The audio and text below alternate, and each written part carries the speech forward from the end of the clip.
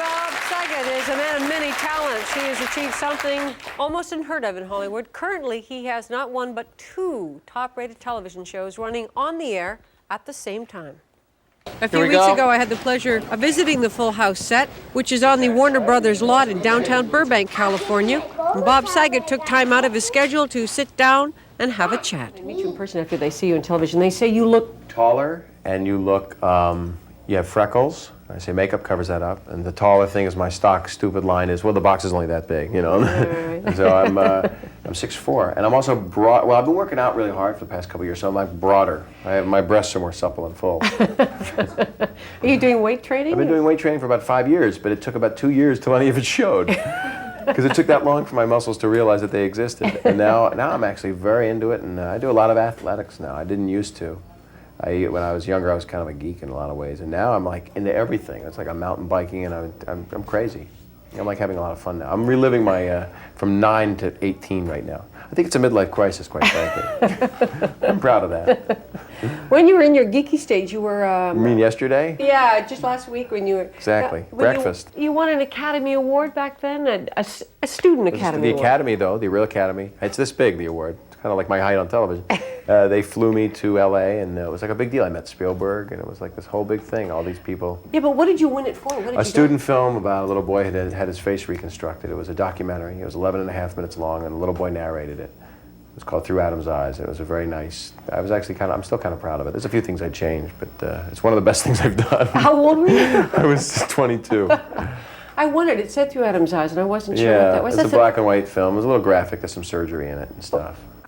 Was it luck for you when you, I guess, fell into TV? Well, actually, when I came out and when I won the student award, I thought I was hot stuff, as most cocky idiots do from the time they're 17 to 25. Not to put them all down, because some of them are just brilliant, but I wasn't. Right. I thought I was. Right. So, and then I went to grad school at USC just for 3 days and quit. It's a boring story, but I'll continue. And the Comedy Store was like the place that opened its doors to me. I've been doing some stand-up in New York, and I've been doing stand-up at the same time I was doing film, and I was doing, film studenting, and I ended up going to the Comedy Store, and then within a year I was like working, I did Carnegie Hall, I was like opening for people, I was on this show called Make Me Laugh. It was like one of the first comedy shows. I had an act all of a sudden. I did very well. For me to go from, it wasn't like very well. Weren't you the doorman or something? No, I never did a door. Okay. I wasn't a doorman. You weren't the doorman. Dave was a doorman for a while. Okay, is that what it was? Dave did door. Dave did door and you just did funny. I didn't. I never was a doorman. I had been a deli clerk when I was going through college, and I vowed to never do. I vowed I was either going to be a comedian or a film student. I was not going to do door or bar, because I'd already waited on people for enough years to detest it. I think anybody who's, the hardest job I've ever done in my life was being a waitress. I never worked so hard in my life. It's one of the hardest jobs. What do you mean you want ketchup? Shut up, I forgot it. I know. Yeah, it's Andy Kaufman for a while, bless him, used to be in Jerry's Deli. He was a busboy after his success. After Taxi was on, he used to go there and do improv with the customers and stuff and just live that reality for a few hours. I did a video once when I was doing the show on CBS called The Morning Program. I did this video at Zabar's, big deli in New York. I told the story in some show, not that anybody saw it, but well, it was Letterman's show, so somebody might have seen it. Somebody might have. I didn't see it. Except it ran late that night in New York. But anyway, the whole East Coast. But anyway, some guy, I pretended I was a deli clerk behind the counter, but I wasn't. They're just yelling. I pretended I was a deli clerk, but I was a deli clerk at one time. So the manager came over and said, "That was very good. You know, you could work here in the afternoons." And I said, "Well, I have a job. I'm on the morning program on CBS every day." He said, "I've seen it. You know, afternoons would be fine for you." He wasn't kidding. He actually offered me a job. He expected me to go to CBS, do this show in the morning, and then in the afternoons go cut deli. Oh, how much did he offer? Was the pay good? I mean, I couldn't even think about it. I was so in shock. You know, your brain goes so much faster than your mouth. Yes, thank you. No, but it does. Your mind is so fast. It just. I don't mean to be like this. No. I was just saying that. I was saying to somebody the other day, 50 years ago, they would have given me a lobotomy. I mean, 50 years ago, Robin Williams probably would not be the top box office man, the genius that he is. They would have just put drills in our heads. Not that I'm comparing myself to him, but I am insane. So actually, no, he came to my mind, and at the same time, because you both have that facility that you go so quickly. If you were a child with this energy, they'd put you on lithium just to like slow this person down. I should be on lithium now. I would have been a Ritalin then. Ah, okay, well, whatever. I'm on nothing. That's what's so pathetic. But I had bad chicken. You did? When did you have this bad chicken? They gave us bad chicken. They brought it in. It was bad. They said, "Here's bad chicken," and you ate it? It didn't say bad chicken, which I think is a group from the 60s. Okay. It was, I guess, too raw. I don't know. I don't feel good. Yeah, I know. I could hurl on you from here. Yeah, I know. I could. But I won't. That's kind. I appreciate because you have light clothing on. I do have some woolite in the dressing room, though. The two shows, 3 children and a 15-month-old that walks down the street. You know everything about me. And I hope it's close by because it could be a long walk for a The child neighbor is alone. 2 doors over. Okay. We don't want her to go to the neighbor right next door because he don't like lives that in a neighbor? place looks like the tiki room. You don't want her going in there. It's kind of strange and oaken and sunken. Anything with an N at the end. It's not okay. It is an inn, in fact. He's an old chair keeper, a room keeper. A room keeper? I don't know. Okay. I'm not sure where we are. Can I go to the hospital now? Do you know where we are?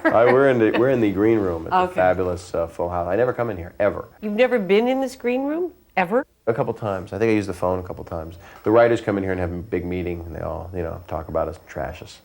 Last question, because you Say, are... why won't they do that bit? Sorry. It's okay. I was going to ask that. Why won't they do that? No. That was my last question. Why won't you do that bit? Do documentaries attract you to go back to? I do love them. Yeah. I love documentaries.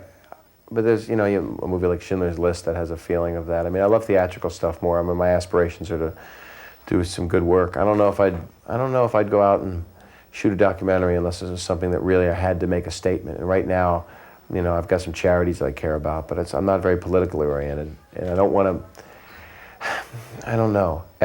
The way my whatever supposed fame I have, it's a little odd. You can't really be an onlooker. You can't watch from afar now. You can't go as a director and go up to a family and not have them be affected because they're affected enough that a camera's on you. But then to be the director and they know you and the kids know you from 10 years of whatever show you were on, it's just odd. You're too famous for that. You can't watch anymore. In some places, some people don't. I could do documentaries of filmmakers because they don't know me. People in the film business don't watch television. Everyone else in the world does. No, people really smart don't. Does this show People run really the- smart write, produce, and act in television. Some of them, but then a lot of. I mean, my friends that are like smart, they just read. It's been a pleasure. It's been interesting meeting you. Yes, I hope. I'm sorry I was ill while I was talking to you. Yes, yeah. But you made me feel better. Oh, that's good because I'm jet lagged and I feel much better talking to you. Except Wow. I know I'm craving really bad chicken, so I don't know. Maybe We got some left if you'd like, and I'm about to produce it again. I have to leave now. So thank you for this. Thank you so much. Okay. I love Canada, by the way. I forgot Oh, to do tell you? you that. I did all my comedy there. No. I did Yuck Yucks in Toronto. I did the Yuck Yucks in Montreal. I did Ottawa. I did Stitches. I did all these clubs that don't exist anymore. Giggles. I used to go all around Canada. I went to Winnipeg. God help me. I went to a lot of places that, and I loved it. I used to go to Yuck Yucks a lot. You started your comedy, or I started comedy in 70. Doing stand-up professionally on the road from 79 or 78 until about 87 when I finally got a job. and you did a lot of Canada at that time. I did a lot of it. Yeah, Yuck And Yucks in is still fact, there. I went to. I Big. know they are. Yeah. And I went to Ottawa once, and it was the best experience I've almost ever had. They liked me a lot after like 2 nights I was there, and they made people that own the club and people that in the town. They made a banner. We love Bob. What? And the place started selling out because word of mouth is what made the club work. And I was doing like an hour and a half or 2 hours. We would all compete, all of us comics on the road. Right. You got a feeling I need to talk to somebody? No, but- We would go on the road and we would all compete. I did 2.5 hours last night. I did 3. We did nothing. We did an hour of the dating game on stage. We knew what the hell we were doing. And ad-libbing and about an hour and 15 of material if we were lucky. Well, this is your big chance. This show is big in Ottawa. So if you want to thank the people in Ottawa, that if they Thank loved you. your Anybody show. that saw me in Ottawa, the 6 of you. No, there were more than that. There were a couple hundred. There might have been 1,000 that week. A few shows. I don't know what the room seated, 200. So If you still have the 1,500 banner, we people. could send it I to kept you. the banner for a while. You have the banner? And not You have- anymore, but I kept it for a while because I was so touched. It was the nicest thing anybody ever did, and I was a Uh-huh. loser. And that thank you're a you. winner. I guess I'm a winner, but I have no frame of reference for that because I ate bad chicken. I don't think I'm a winner yet. That's what's odd. I think Are I'm a you winner in the fact serious? that I have a You healthy don't? family and we're a real close family. But you don't think you're a winner? I mean, your I career don't is know. extraordinary. People tell me that. Well, what do you think? I think I'm very fortunate, and it's just odd. I'm just like stumbling through. I'm like Ichabod Crane on a sleepy day. I don't know where I'm going. Well, when you're, I just show up. but when will you think you're a winner? What do you have to do to I make don't know. you My think you're a wife winner? tells me that like in 10 years when I see the video show, I'll think I was great. It's too bad It's I hard should. for me to watch myself. In Full House, there are times where I think there's a lot of value to the show. Morality play. It's really cool. I love it. Yeah. And then other times I go, I didn't do anything. I wasn't funny. I'm dusting. Do you watch the shows or do you go? Yeah, I do. Ah! No, I watch the shows, but I wince a lot. Yeah. Well, I'll do something and go. I like doing, 7 takes of something and getting it and being done with it and moving on to the next thing. This is what am I doing here? I'm doing therapy. You know, my mother never loved Do me. you feel She said I better? was allergic to her breast milk. To this day, I sneeze at her bra. Thank you. I have hay fever. I break out in hives when I see nipples. Thank you. And to the folks in Ottawa, if you heard those lines before, Folks in Ottawa, send me- mahalo. it has been a Live pleasure. long and prosper.